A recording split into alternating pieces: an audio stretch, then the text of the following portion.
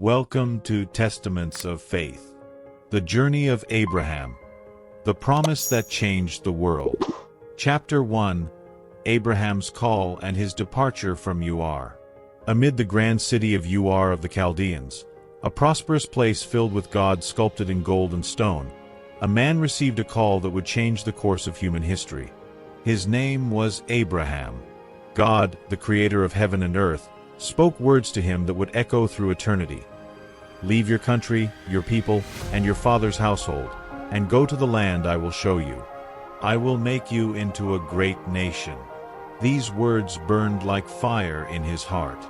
Leaving meant abandoning security, family, and everything he knew. But Abraham did not hesitate, for his faith spoke louder than his fear. He gathered his wife Sarah, his nephew Lot, and all his servants and flocks. They left behind the temples of Ur, the bustling city, and the voices of relatives who questioned his sanity. The journey was uncertain, the paths unknown, but God guided his steps. Along the way, mountains and valleys rose before them, and the desert dust covered their footprints. Yet Abraham moved forward with confidence, for the invisible God had promised something great. After a long journey, they arrived in Haran. There they settled for a while, but God's call still burned in his heart. He knew this was not the promised land. So, with unwavering obedience, he set out once more, never looking back. Every step was an act of faith. Little did he know that his decision would not only change his own life, but redefine the destiny of future generations. Chapter 2. God's Promise and His Journey Through the Promised Land. The wind blew strongly over the hills of Canaan as Abraham pitched his tent on the unfamiliar land. Before him stretched a vast horizon, and his soul burned with expectation. God appeared to him once again, and this time, his promise became even clearer. Your offspring will be as numerous as the dust of the earth, so that if anyone could count the dust, then your descendants could also be counted. It was a great promise for a man without children, but Abraham trusted in the God who created all things. He walked through the land, building altars in worship to the Lord. Everywhere he went, he left a stone as a testimony of his faith. But the promised land did not yet belong to him, and challenges soon arose. A famine struck the region, and he was forced to go down to Egypt.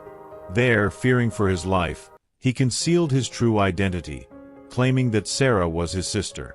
Pharaoh, captivated by her beauty, took her into his palace. But God intervened, sending plagues upon the king's household, and Sarah was set free. Returning to Canaan, Abraham was stronger and more aware that his journey would not be easy. Yet something inside him told him that God's promise would never fail. He looked up at the stars in the sky and saw in them a reminder of what was to come. His steps were not just those of a man seeking land. They were the steps of history being written by the hands of the Creator. Chapter 3. The Separation of Abraham and Lot. The sun shone over the plains of Canaan, and the flocks of Abraham and Lot grew daily. But with abundance came conflict. Their herdsmen began quarreling over the best fields and water sources. Abraham, a man of peace, gathered Lot and said to him, "Let there be no strife between you and me, for we are relatives. Choose where you want to go, and I will take the opposite direction." Lot lifted his eyes and beheld the lush plains of the Jordan, where the prosperous cities of Sodom and Gomorrah lay. Without hesitation, he chose that place, for it seemed the most advantageous. Abraham, in turn, moved in the opposite direction, toward the hills of Canaan. And in that moment, God appeared to him once again, renewing his promise. "Lift your eyes now and look from where you are, to the north, south, east, and west. All the land that you see I will give to you and your descendants forever." Abraham smiled. He had not chosen by sight but by faith. And God, faithful as always, continued to guide his steps. He built altars and proclaimed the name of the Lord wherever he went. His journey was just beginning, and the fulfillment of the promise was drawing ever closer. Chapter 4. The Covenant with God. Time passed, and Abraham continued his journey, living under God's promise. But the years weighed heavily on his shoulders, and the hope of having a child seemed more distant than ever. One starry night, God called him out of his tent and commanded, "Look up at the heavens and count the stars, if you can. So shall your offspring be." That moment marked his heart, for he believed in the promise, and it was credited to him as righteousness. To seal this promise, God established a covenant. He instructed Abraham to prepare a sacrifice, cutting the animals in half, according to the customs of the time. As evening fell, a deep sleep overcame him, and a terrifying darkness enveloped him. Then, a blazing torch passed between the pieces of the sacrifice, symbolizing the very presence of God establishing an eternal covenant. The land of Canaan would belong to his descendants, and nothing could thwart this divine plan. However, the promise still required patience. His faith was tested by waiting, but he knew that the God who spoke to him was faithful. The starry night remained engraved in his soul, and he continued to trust, for the covenant had been made by the Creator of the universe. Chapter 5. The birth of Ishmael. Years passed, and Sarah remained barren. The hope of having a biological child seemed to fade away. In her distress, Sarah came up with a solution. She offered her servant, Hagar, to Abraham so that he could have an heir. According to the customs of the time, this would ensure the continuity of the lineage. Abraham accepted the proposal, and Hagar conceived a son named Ishmael. However, Hagar's pregnancy brought strife into the household. Feeling superior, she began to despise Sarah, who, overwhelmed with jealousy and pain, mistreated her, forcing her to flee into the desert. There, Hagar encountered an angel of the Lord, who spoke to her, "The Lord has heard your affliction. Return and submit to Sarah, for your son will be great and will become a mighty nation." Thus, Hagar returned and gave birth to Ishmael. Abraham loved him, believing that Ishmael might be the heir to the promise. But God had greater plans. Ishmael would become a great nation, but the child of the promise was still to come.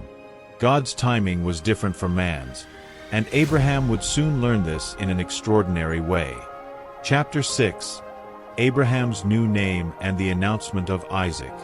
When Abraham was 99 years old, God appeared to him once more.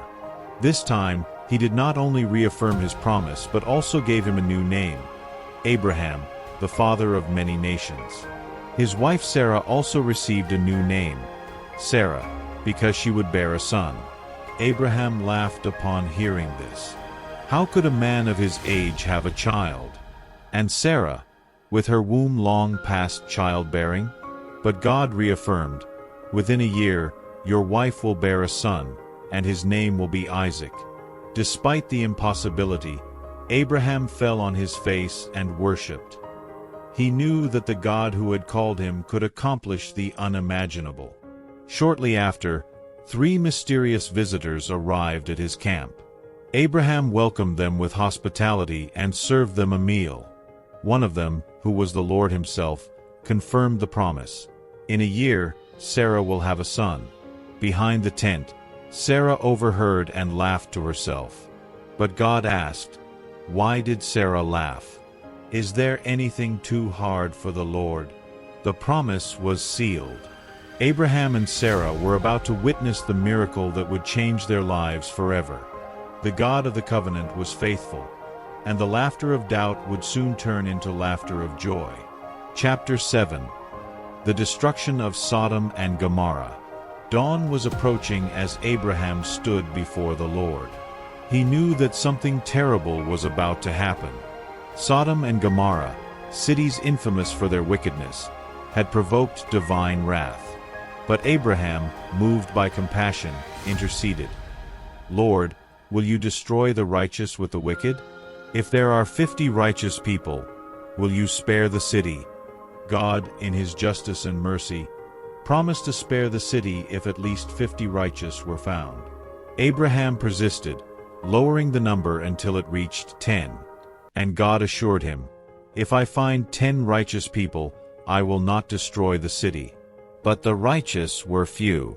Lot, Abraham's nephew, lived in Sodom, and angels were sent to rescue him. The city's inhabitants, blind in their corruption, attempted to attack the visitors, proving that evil had consumed their hearts. At dawn, the angels urged Lot and his family, "Flee. Do not look back." With hesitation, they left, and then judgment fell. Fire and sulfur rained from the heavens, reducing the cities to ashes. At the peak of the tragedy, Lot's wife disobeyed and looked back, turning into a pillar of salt. From a distance, Abraham watched the smoke rise like a furnace.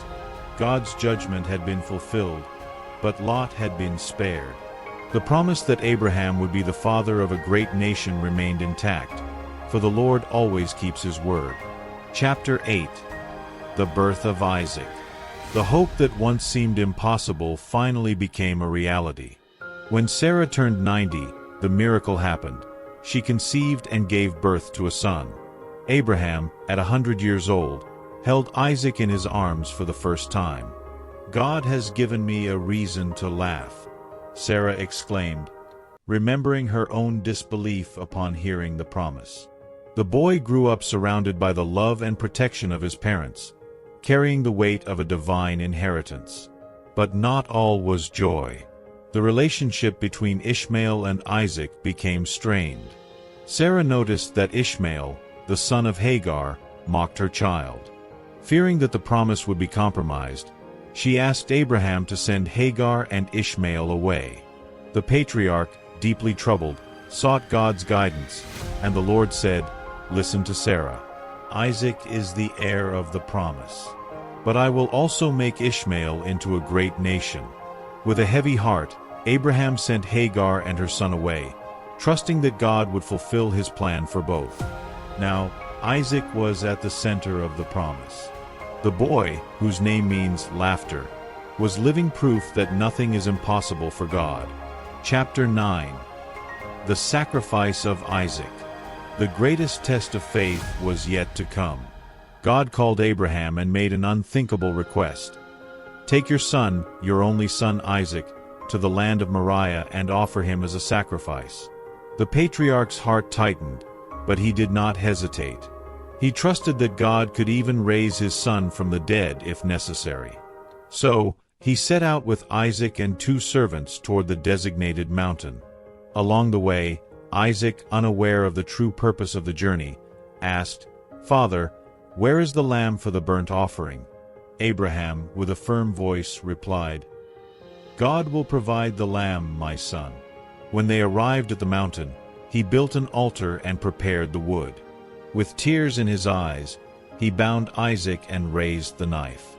But before he could strike, a voice from heaven called out, "Abraham, Abraham, do not lay a hand on the boy. Now I know that you fear God." Abraham looked up and saw a ram caught in a thicket. With immense gratitude, he offered the animal as a sacrifice in place of his son. There, he named the place Jehovah-Jireh, the Lord will provide. The test of faith was complete, and God renewed his promise. Abraham would be the father of many nations, and his descendants would bless the whole world. The lamb provided was a foreshadowing of an even greater sacrifice to come when God would offer his own son for the world. Abraham's journey teaches us about faith, obedience, and trust in God. His story inspires us to believe in the Lord's promises, for they are eternal and unbreakable.